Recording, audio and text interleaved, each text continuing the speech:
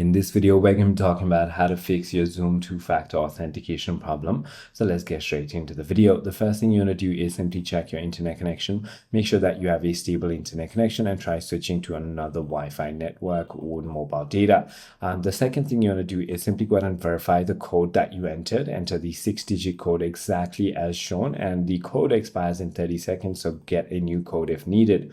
Always check your Authenticator app as well. Ensure the time on your device is set to automatic, and you can simply click on the resend code on the Zoom sign-in page and wait for it.